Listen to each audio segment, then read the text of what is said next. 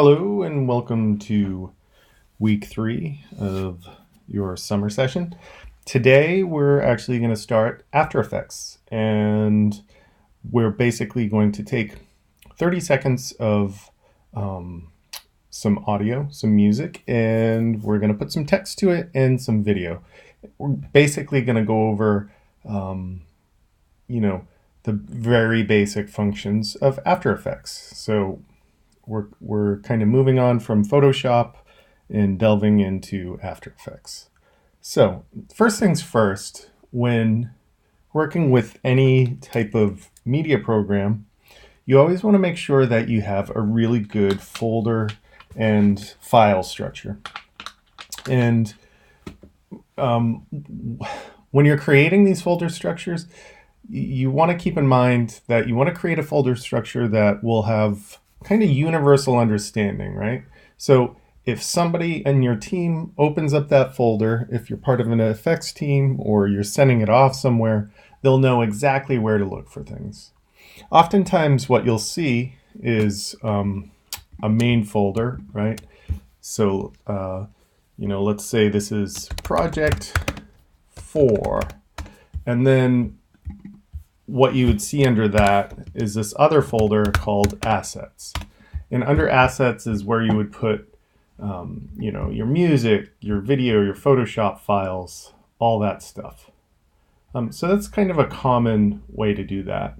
And under assets, you might have, subfolders like music, PSD files, or PDF files.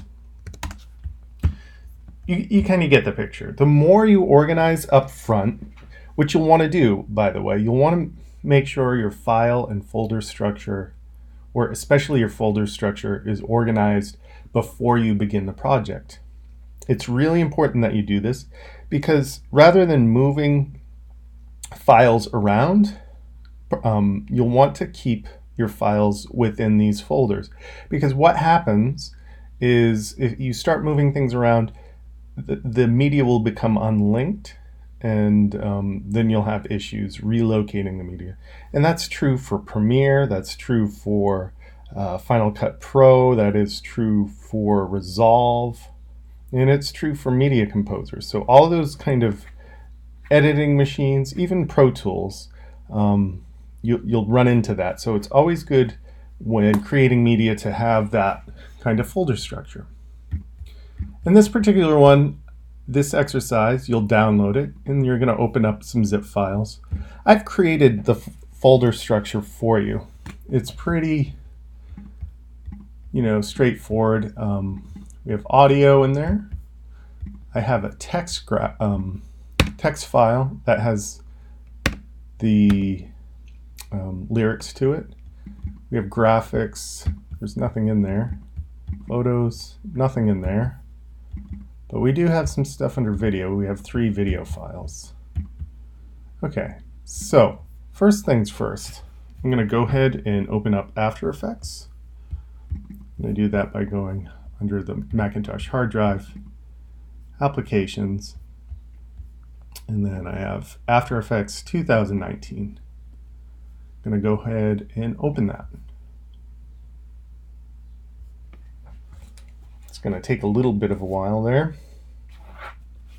So the first thing that we do in After Effects is, it's asking me if I want to improve Adobe products. Not today. The first thing that really you're going to do when you create this is, it's a little bit different than like Microsoft Word or something where you kind of save at the end. You actually kind of save at the beginning and start a new project at the beginning. So I'm going to click on New Project, and what I'm going to do is create a new composition.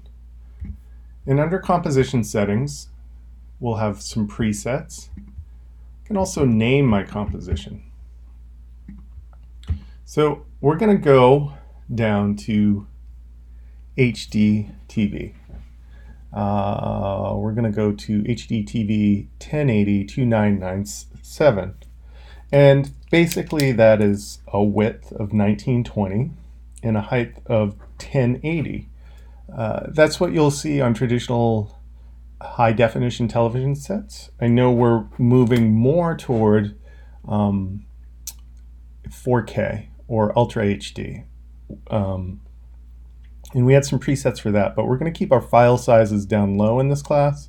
So for folks who are having maybe slower internet speeds, this will help them up. 4K can be taxing on bandwidth for sure.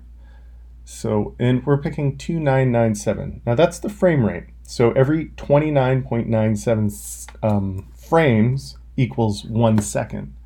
For you folks who are, for example, in China or in Europe, where you are on actually a different electrical system, the frame rate is 25. The reason for that is because we're on actually different electrical grids, which have different hertz. So, for example, in Europe and China, you are on 50 hertz. In the United States, we're on 60 hertz. So that's why we have those different frame rates. Also, we have film, which is 24 frames a second. And then we have actually some free film presets down there. But again, HD TV. Now, the other thing you'll notice is we have resolution. We're going to keep that at full. Then we have duration down here. The first two numbers are actually the frames.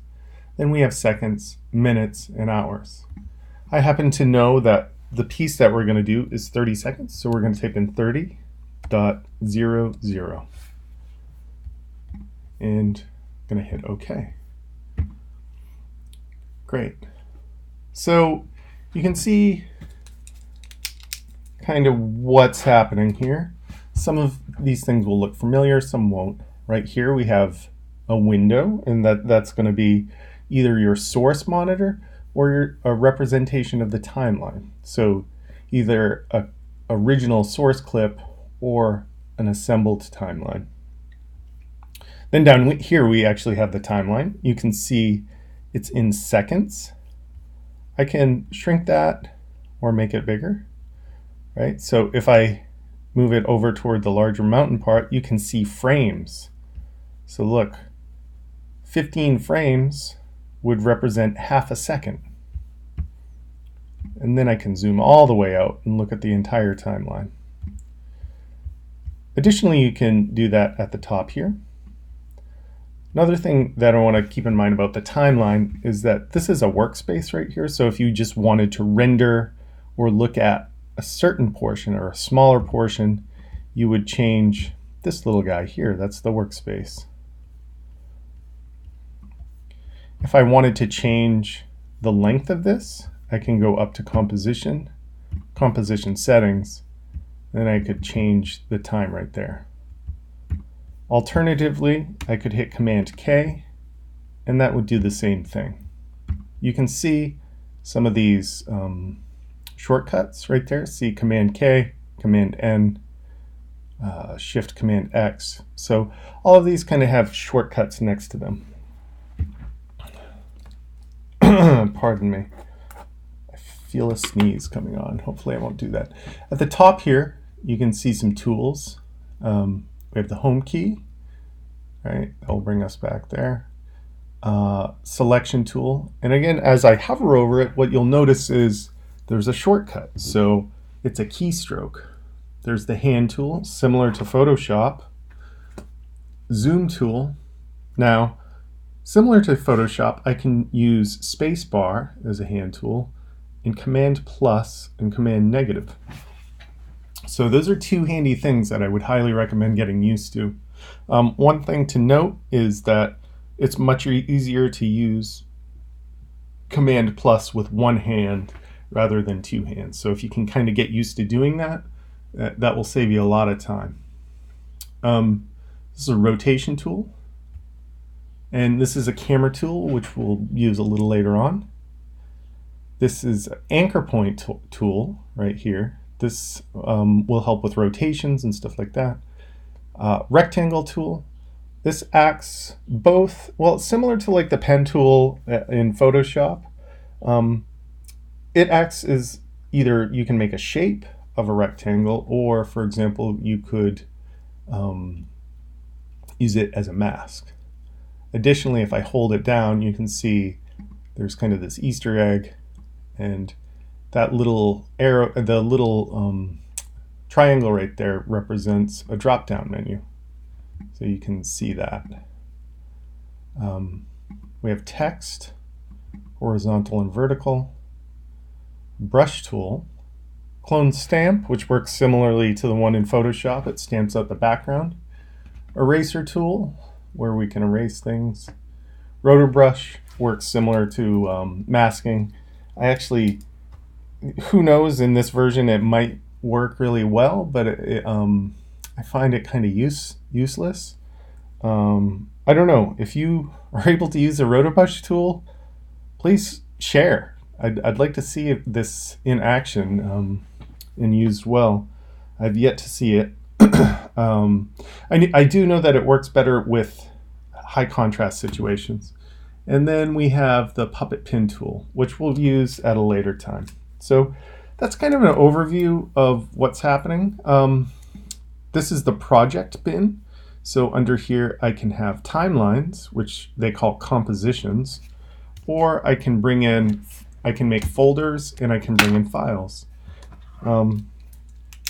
So the way that you can kind of import things is file, import, and then files. Also, you can see additionally the command I for import right there, or you can control click over to the right and go import files. So there's a couple different ways to bring them in.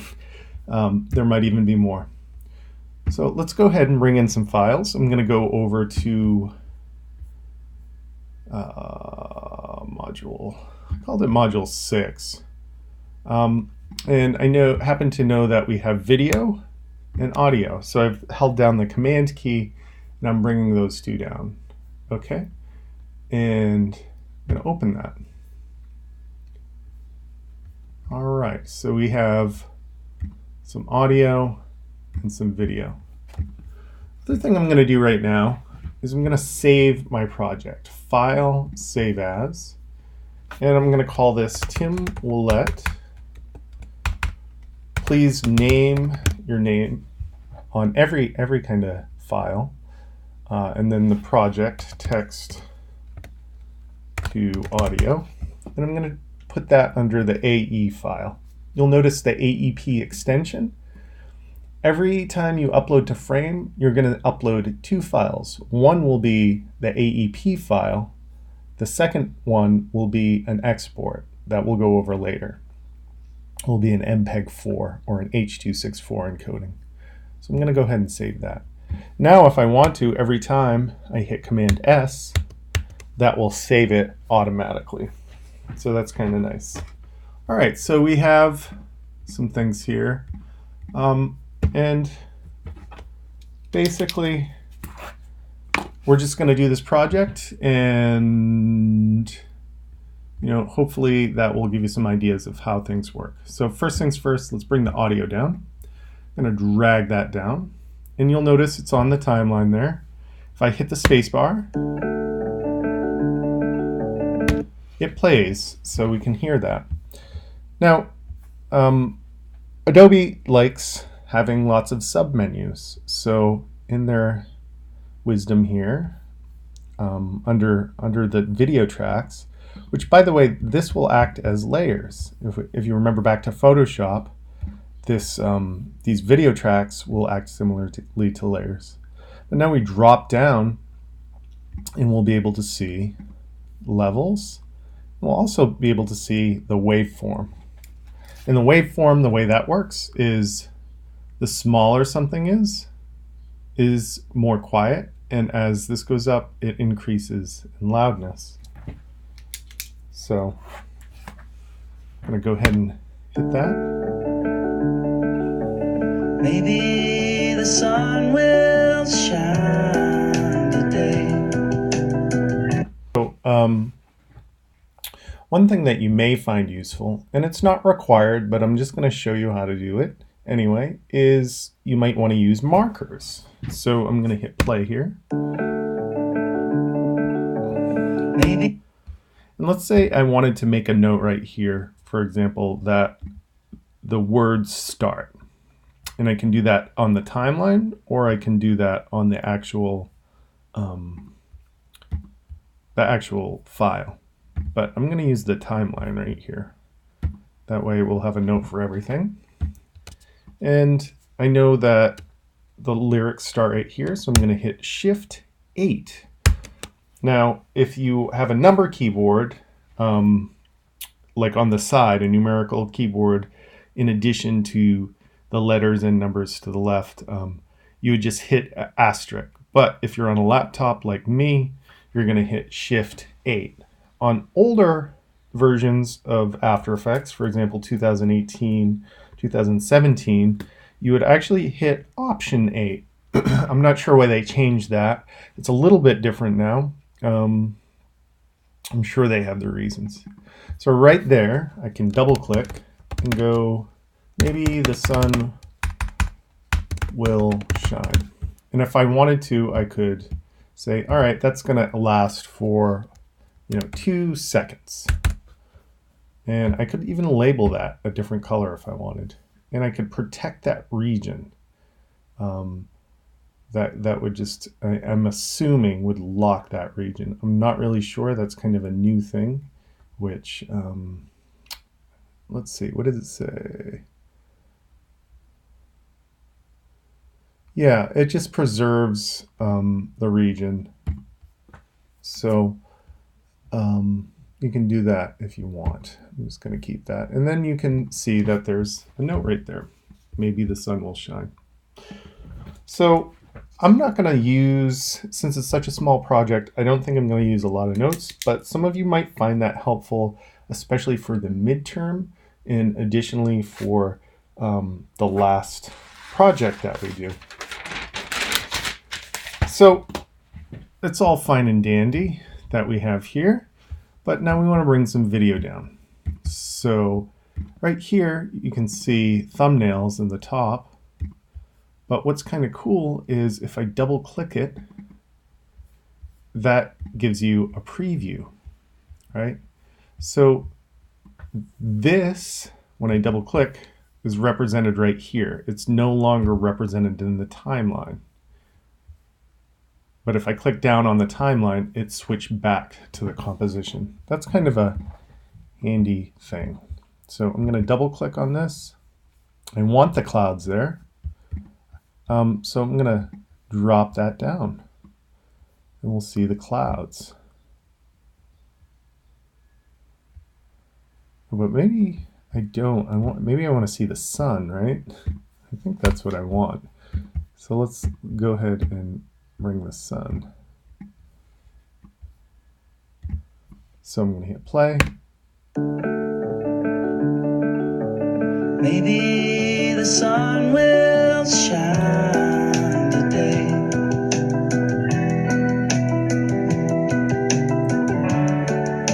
The clouds will blow away. So I think what I want to do is I want to end that where he says the clouds blow away. The clouds. So I'm going to drag that marker over here.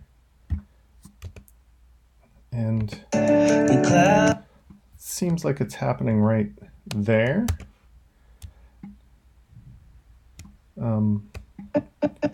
What's kind of neat is if I hold my command key down and I drag, I can hear my audio. So it's right about there.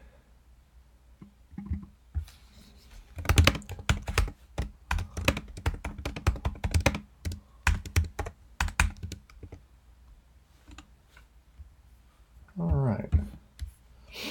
So I can see that it's entering right there. I can do one of two things. One, I can drag this over and create an endpoint, and then it will just kind of disappear. Additionally, I could hit Option, close bracket. Now my open bracket, for example, would be an endpoint. So that would start right there. So Option, open, or close bracket. And that will create endpoints or outpoints. Now, endpoints or outpoints, just think of it as the beginning of a clip or the end of a clip. That's all that means. You'll hear people talk about that. So then we have clouds, which are coming. And I can drag that over. Maybe that time will work. Maybe the sun will shine today.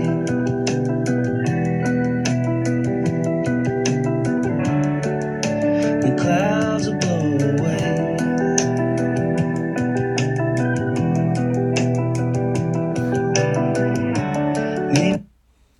Okay, and I'm going to end it right there.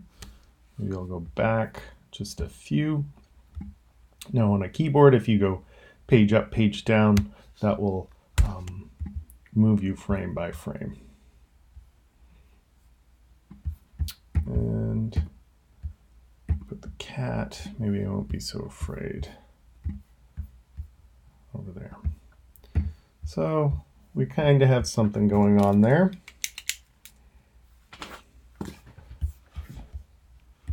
So we have the first one. If I want to, I can rename that. I'm highlighting it. I'm going to hit enter on the keyboard. I'm going to put sun. The second one, enter, clouds. And then last one, cats. And then this one, music.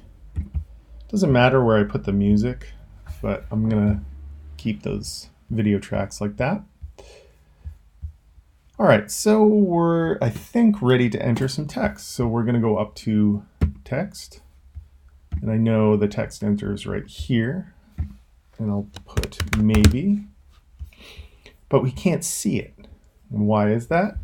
Well, it's because it's below the sun layer. So I'm going to bring that up above. Let's see, there we go. It's maybe. So I'm highlighting that. I'm going to take from actually some of this photograph. I'm going to pull some of the colors. It's always a good practice.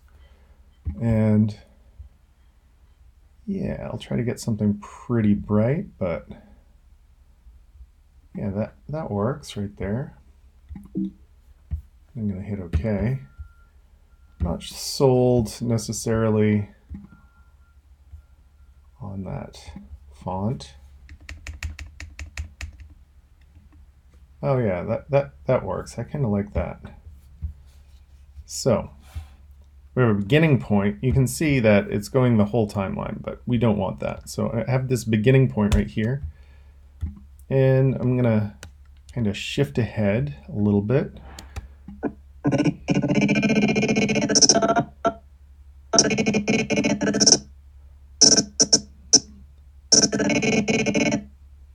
So right here, he says the sun. So I'm going to put the sun. And see that's separate. Put my endpoint there. And then let's and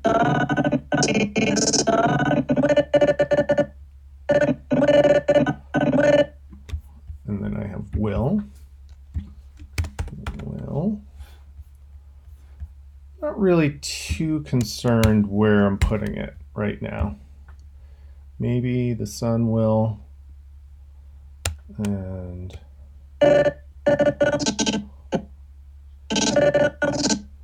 so right there, shine today. I'm just going to put shine today.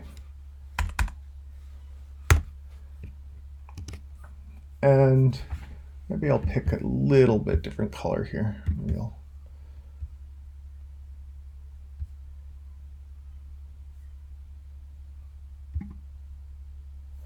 other thing is I can pick a stroke there because it's kind of hard to see. I'm going to pick a stroke to create some contrast. Maybe I'll do black right there. Yeah, that seems to work.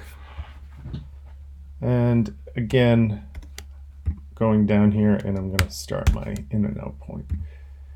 So then maybe the sun will shine today.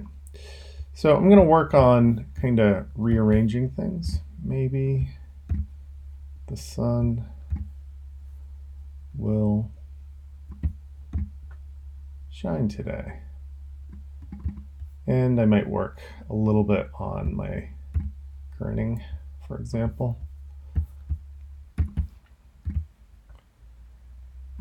And I might work on some of the size here.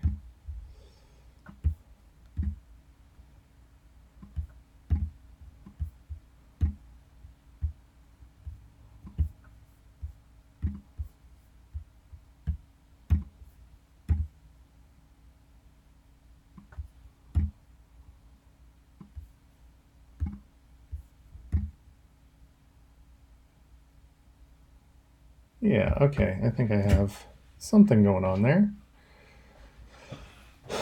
So Maybe the sun will shine today. So it all ends right there. I'm actually gonna hold Shift on all of those, and I'm gonna hold down Option, close bracket, and close those out. So that kind of works. Now we're gonna work on some movement. So my first one that I have is maybe right there. And as a general rule with a lot of these transitions, I like to do about 8 frames. And you'll see why in a second, but what it allows you to do is it allows you to create some motion blur. And we'll go ahead and do that. So if I hold my Shift key, it will snap to this first one. And I can see this time code over here, 310. Well, I want to go ahead a little more, so I'm going to go to 320. Now, if I do a drop-down menu, you're going to see I have text. I can do all kinds of animations. But more importantly for us, for this beginning sort of thing, we're going to go under Transform. And you can see there are all these, what they call keyframes. And we can change all of these attributes with keyframes. So basically I can change the size, the position, all that stuff. So I've gone ahead 8 frames right there, and I want the text to come from left to right. So the reason I went ahead to 8 frames is because I know where the text is going to end up, so I'm setting it there first. So under here, I can set my keyframe right here with position, or I can hit Option P, and that will also set it, right? So let's see. So if I go Option P, position, and then I scrub back to the beginning, and I drag that off, it's going to create some movement. It interpolates the footage. So then if I hit play, you can see it moves from left to right. What's kind of neat is if you've set keyframes on things and you don't want to drop down the menus and all that stuff, there's a shortcut for this, and you just hit U on the keyboard, and it'll show you, which things you've set keyframes for. Alternatively, I can just hit Option P, right? Option P, and that will set it for anything that I've selected. So I'm going to drag that off and can kind of go from there. All right, so that's moved over. Now, one thing I want to do is I want to create motion blur. So there's 2 things that I need to do. In order to do that, I click on this right here, enabling motion blur, and then also down here. And then you can see that's kind of what sells it right there. It makes it seem like there's some movement there. So I'm going to do that with the rest of these as well. So I'm going to go ahead about 8 frames, hit Option P. Oh, I don't want to be on maybe, I want to be on the sun. Option P. I'm going to move that off. With this one, I'm going to use the Shift key and my arrow keys to move that off. Oh, but I kind of messed up there. That's where I'm ending up. Now I'm going to the beginning. Now I'll move it. Again, I'm going to enable the motion. So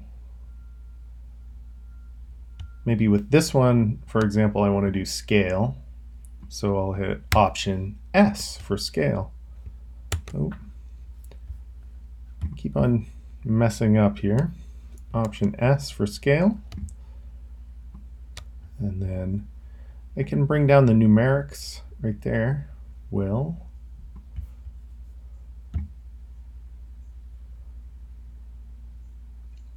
Perfect.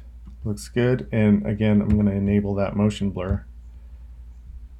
And then shine today. Well, I'll go in. I'm just going to do, let's do opacity. And with that one, it's a little different. You'd think it's Shift O, but it isn't. It's, or Option O, but it's Option T. Think of translucence. Option T. So I've highlighted that. Go back to the beginning, and I'll bring that down. All right, so let's take a peek.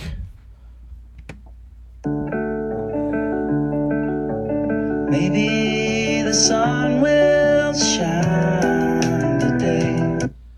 And if I wanted to, I could drag those keyframes apart a little bit, and it will change the speed of it. Will shine today. Could ease into it even more. Will shine today. Great. So that's kind of it for that. One thing, let's see. All right, so I showed you how to do that. I showed you how to do keyframes, fade. I think that's about it. So I'm going to have you finish the rest of these, and then for your homework assignment or your outside assignment, in addition to doing this, you will take 30 seconds of a song of your choosing and add lyrics to it. And so it will be text, same exact thing. You'll just come up with the imagery and the song.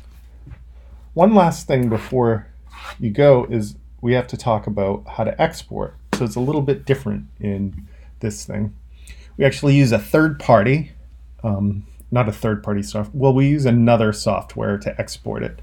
We can export from here under composition, add to render queue, but we're going to use Adobe Media Encoder.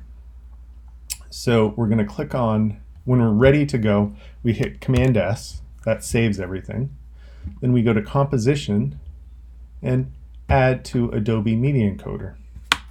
And what's great about that is it allows you to work in After Effects while things are rendering. So for example, I could have one job rendering and I'm working on another job. So it's pretty helpful. I use it a lot.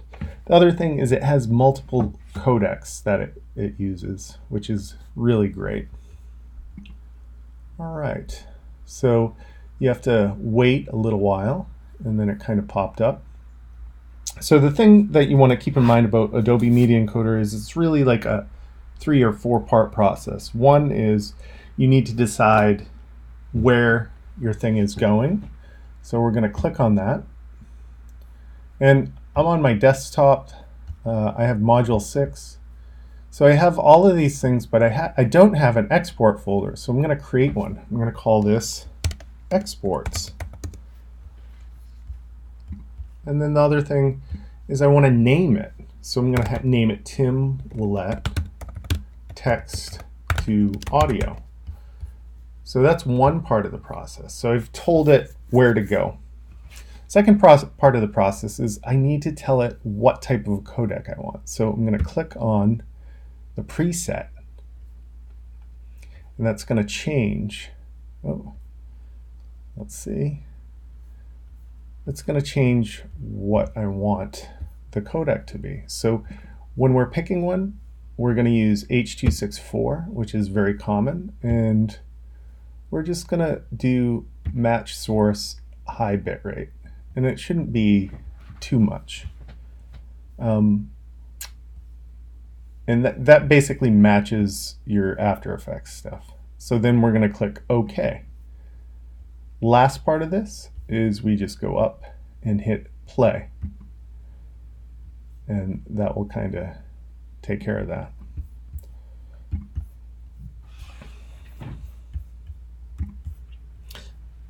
So when you're finished with that, then you're going to go to frame, right? And hopefully my frame is working.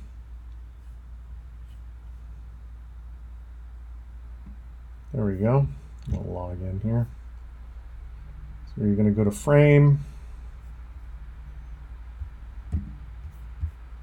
You're going to go to your folder, and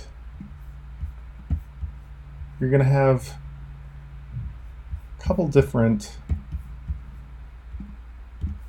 things that you're going to put up there. One, I created that exports folder, so I'm going to drag that and put it up there. Additionally, I'm going to get that AEP file, right? You see that? It looks like that. So you're going to have two files. I don't want all of your source files. Please do not put all those up there. Just two little files. And it shouldn't honestly be more than, 100 megs. If it's more than that, then that's kind of a problem. Okay, that is all for now. I hope you enjoy. And please remember, I'm available 7 days a week. If you have any questions, email me. If you don't need an immediate response, but you can always text me or use WhatsApp. If you could just try to keep it between, like 8 a.m. and 9 p.m. 7 days a week, Eastern Standard Time, that would be greatly appreciated. Well, that's all for now. I hope you're enjoying the class. Let me know how things are going. I'm curious. I hope it's going well for you, and talk to you next week. Bye.